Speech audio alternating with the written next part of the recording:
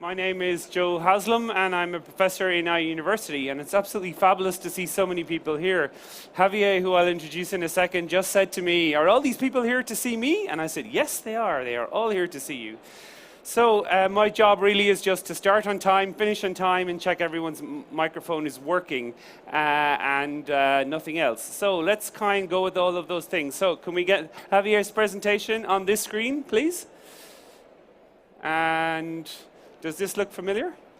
Okay, now do your clicker and check, see, does it move forward? It is. And it does. Forward. Okay, now speak into your microphone. Hi, good hello? afternoon. Hello, hello, hello. Okay, Hi. So you have your clicker, you have your microphone, you have your presentation. There's nothing more I can do for you. Okay, Are you fine. ready to go? Yeah, ready. Okay, good luck. Okay, Thank you. Big round of applause, please, for Javier. Yay! Cool, thank you very much. Thank you very much for your time. The idea is to have a very brief overview on what we do at Google and how we can help you with machine learning. And I was joking with Joe. He was saying, yeah, you should be a very smart guy because you are doing machine learning at Google. And I'm afraid it's not the case, right? I'm at Google Cloud. We are selling technology. But the beauty of the technology nowadays is that you don't need to be really a master, a guru, in this case in machine learning, to actually leverage this technology, because we are putting this technology into the market for you, and it's very easy to use nowadays. And this is what will be my pitch. I'm going to try to show you how easy it is to use the technology and how to leverage machine learning, right? You have my Twitter account there. I don't know why the presentation is not on the other screen. I just tweet about this thing. For me, this is the evolution in the last 20 years of the technology, computer science technology. And you can see, probably you know the image on the top. IBM, Deep Blue defeated the world champion in chess. That was 1996. The problem they were trying to solve playing chess was easy to solve with brute force. So you had a computer doing many, many, many calculations, the different possibilities, the different moves for a particular game till the end of the game, and it was taking a decision based on the brute force. A couple of years ago, a research department at Google, DeepMind, they started to do something similar with a Chinese or Asian game called Go, which I don't know, to be honest. But it seems that they have so many possibilities, so many possible movements, that it's impossible to do brute force with this game. So they say, OK, let's try to do machine learning, to apply machine learning to solve this problem, right? And they started to do research and to train a machine to do machine learning to actually win against humans, right? What they did is they started with the first machine there. That's public information from the Wikipedia. They started with the first machine. It took them like a month to train the machine. And you can see that there was some hardware involved in these trainings, a lot of machines, computers doing the calculations. And they won against the European champion. They improved the algorithm a little bit, and they won against the world champion. From that point on, the next figures on the table, they changed completely the approach. Because instead of having data scientists, very smart people training the machine, they were having another machine training the machine. That's the leading edge of machine learning. We are now, for certain areas, we are having machines that are able to train themselves. And the first one took a month to get trained. The last one took a week. So machines are faster than humans for some things, including machine learning. So that's the leading edge. There is a very nice film on Netflix. I just tweet about it. You can, I mean, it's an hour of a film, so it's not that long. And you can see the story around what they did and the difficulties they face. I think it's really, really nice. OK, that's the leading edge. That's not for everyone, right? It's very difficult. Our mission at Google is to make it easier for you. The idea is to democratize machine learning and make it accessible to all the companies out there. Because we have a lot of people doing the research and then coming with products that you are able to leverage in your businesses. That's the idea. Why cloud makes a lot of sense for machine learning? Machine learning is about two things. It's about doing trainings. You have to define a model, identify your inputs, your data, and then do trainings. And with these trainings, you come with a model. The model is something that you leverage to make predictions. So you have two things, training and predictions. Predictions, they have to be made where your problem is, close to your business. If we are talking about identifying images at the end of a product line, you have to have a camera, and you have to make the predictions, if possible, in the camera. But for the training, you don't need to be right there. The training, most of the cases, when we talk to companies, most of the cases, they are doing training once a month, every other month, once a week, maybe. It depends on the business case, right? But why hell are you going to buy 1,000 computers to do the training, which is quite compute intensive, to do something just once a month? It doesn't make sense. So that's where the cloud business model comes into play. You just rent computers, right? And we can rent computers for you, and you run them, and we charge you by minute.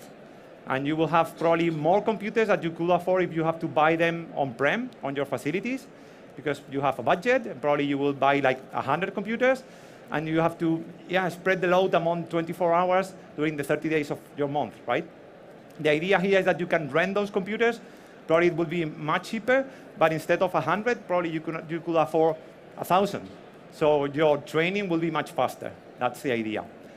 The other thing is that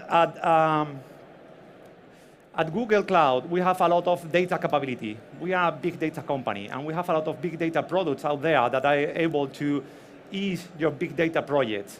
And this data is the input for machine learning. So you will need to have a big data project before going to do machine learning. That's another key thing. This is one of the coolest stuff that we are building from the hardware perspective. This is a machine which is doing 11.5 petaflops, which I don't know what the hell it means. But if you come to the top 500 supercomputer list, I think nowadays it's like the 20th. It was the 5th a year ago, a year and a few months ago. Now it's the 20th because technology is evolving quite fast. We are coming with a new version which is much faster too. The thing is that you don't need to buy a supercomputer. You can just rent it. That's the beauty of the cloud, right? These computers are there, and we have a number of them, not only one, for our machine learning customers and for our own projects. So that's the idea. You will have the most powerful computers for machine learning just a click away. This is some of the data things that we can do for you. We can do data warehouses. You can do streaming analytics. We can do mission-critical databases, a number of services. But the key here is that you can consume them in a pay-per-use model. Is that myself?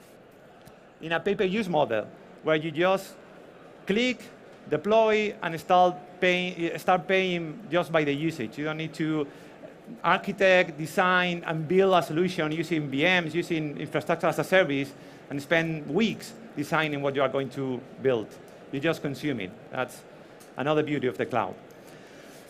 What is the portfolio that we have around machine learning? This is the portfolio slide.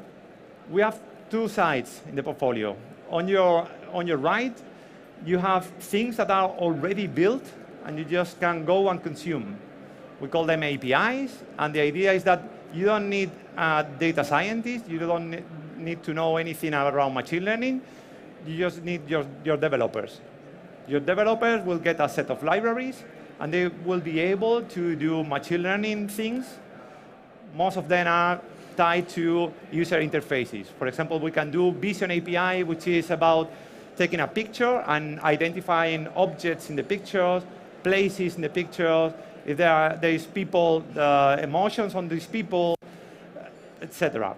So you can embed into your applications the capability to see, to actually recognize images and do things with these images, with the contents of these images. The same thing for a speech API is to get voice and translate it to text. We have natural language, which will recognize what I'm saying, or what anyone is saying, and so on, right? Videos and translation and so on. Those models are there, are owned by Google. You don't need, by the way, to have the application in the cloud. The application could be anywhere, and you just need a cloud connection. The data is not stored in the cloud. You just send a picture, for example. It gets analyzed, and you get a response. That's it. If you have a more complex problem and you need to do something custom to your business, then you need to come to the left. On the left, there are things that allow you to do your own models, and then there are different levels. The easiest one is AutoML. AutoML is taking the technology that we saw before in AlphaGo, the idea of having machines training themselves. It's coming as a product, and nowadays it's doing vision recognition, translation, and natural language. Let's say that you have a natural language recognition problem, and you are in the, I don't know, travel industry. There might be some vocabulary, some expressions that are specific to the travel industry, right? You can train your own model, which is able to recognize your vertical. That's the idea. And we can do the same for vision, for example. If you are in the need to recognize patterns, for example, we have customers doing design patterns for clothes. You can identify if this shirt is coming from a particular vendor, is in the 2017 catalog, right? Then if we move to the top, the idea there is to do raw machine learning. With raw machine learning, the thing is that you will need your data scientists. And for them, we've come with a framework, which nowadays it's an open source technology. It's a community out there running the project, and it's called TensorFlow. TensorFlow is the faster growing framework to do machine learning because it eases the adoption of machine learning. You don't need to have that much programming skills to do machine learning. You still need to do the machine learning itself, the data scientists, the maths around that, but we take care of, the framework is taking care of the underlying complexities. The beauty of TensorFlow is that it disassociates the training and the predictions. So you can do the training whenever it makes sense for you. Might be the cloud, might be your own computer, might be your laptop. And then you come with a model. The model is a binary file that you can just deploy whenever you are going to, wherever you are going to make the prediction. Might be a phone, might be a camera, or might be a laptop computer, or the web server where your application is running. So you can disassociate both tasks and move them to whenever it makes sense. The last one is Dialogflow. Dialogflow, it's an engine to do chatbots. It's doing the natural language recognition and so on to enable your business to, build a chatbot in like 2 days. You don't need to spend days and months of trainings and recognizing phrases because it's coming with the natural language processing that we already have at Google. So this power, this machine learning power is already embedded. Couple of examples. That's the Vision API. It's trying to identify an object there, and the output is just a set of labels and the probability for those labels, right? So in this case, it's identifying that that's a dog, right? And even identifying the type of dog. That's the type of things that you can do with the Vision API. If you come to the, well, it's not the link here, but if you search Google Cloud Vision API in any browser, it will come to the main page, and you can just test the API yourself, uploading a picture and just taking a look to the outputs. It's very, very, very easy. Next one is Dialogflow. Dialogflow is that engine. The idea with Dialogflow is that we have the conversation engine. That's a software as a service solution. So it's running on the cloud. You are just defining your model there, training your chatbot, defining the user path in the conversation. And then this is going to be a link with the fulfillment. This is going to be linked with your backend, with your existing business. Let's say that you are doing travel industry, you are doing a flight reservation engine. You want to have a chatbot to talk to it and have a flight reservation.